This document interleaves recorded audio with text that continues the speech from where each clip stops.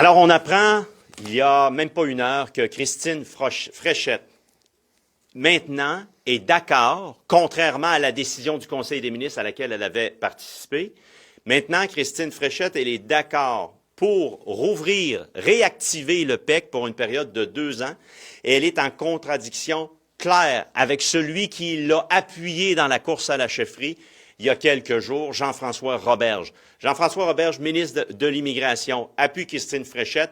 Lui, il est pour l'abolition du PEC, puis elle est pour réactiver le PEC. Contradiction sur un dossier qui fait rage au Québec et qui touche à des travailleurs et des travailleuses qui sont sur le territoire du Québec et dont le projet de vie et l'apport au Québec est mis de côté. 3 constats. D'abord, elle dit, moi, pour arriver à cette décision-là, elle dit, j'ai rencontré des intervenants. Pourquoi elle les a rencontrés et a changé d'idée? On invite Jean-François Roberge à aller rencontrer les mêmes personnes. Qui sait, peut-être qu'il va arriver à la même conclusion qu'elle. Deuxième élément, elle parle pour établir le lien de confiance. Elle-même constate une chose, il y a une perte, il y a un bris de lien de confiance entre ce ministre-là, Jean-François Roberge, et la population, pas juste celles et ceux qui sont touchés directement par le PEC, mais également la population, tous les intervenants qui dénoncent cette mauvaise décision. Et elle en profite pour en sacrer une autre à Bernard Drainville. On a besoin de ça au Québec. Elle parle de Bernard Drainville en disant qu'il fait une fausse promesse. Promet une fausse clause. Elle dit qu'il ne connaît pas le dossier, Bernard Drainville, puis il dit qu'il avance des solutions simplistes. Christine Fréchette vient de démolir son collègue à la CAQ, son ex-collègue ministre au Conseil des ministres. Elle vient de le descendre en flammes encore une fois pour en rajouter une couche. S'il y avait de la chicane, là, on est rendu au 2e palier. Pendant ce temps-là, François Legault, il n'est pas à Québec. François Legault, il est ailleurs. Puis François Legault pérore, puis il parle, puis personne l'écoute.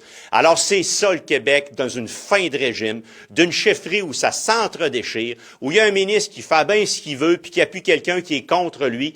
C'est la pagaille la plus complète. On demande à François Legault, là, qui n'est pas encore parti, semble-t-il, il a encore son chèque de paye, là, de mettre son pied à terre, sonner la fin de la récréation, de ouvrir ses ornières, lui aussi, puis de faire la seule chose qui se doit, faire en sorte de réactiver le PEC. Là, c'est Christine Fréchette qui se désolidarise avec cette décision-là, puis qui sort publiquement. Alors, c'est ça, la CAQ, fin de régime. Quelle faillite! Je donne maintenant la parole à mon collègue. Alors, toute une déclaration de Christine Fréchette cet après-midi. Oui, elle va accorder une clause de droit acquis pour le PEC. Alors là, le ministre de l'Immigration, Jean-François Roberge, il est plus qu'isolé. Il est tout seul. Ça n'a pas de bon sens.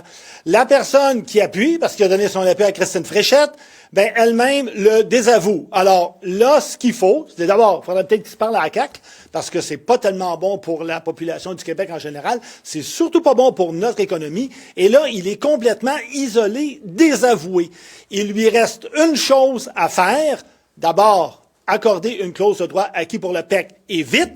Si lui, il n'est pas capable de prendre cette décision-là, il faudrait que le premier ministre leur parle. Parce que là, ce que ça fait sur le terrain, parce que nous, on est sur le terrain, contrairement au ministre, c'est des gens qui sont en détresse, en pleurs, des employeurs qui vont perdre des employés, qui ne savent plus quoi faire avec des délais. On ne peut pas attendre. Il faut que la décision soit prise.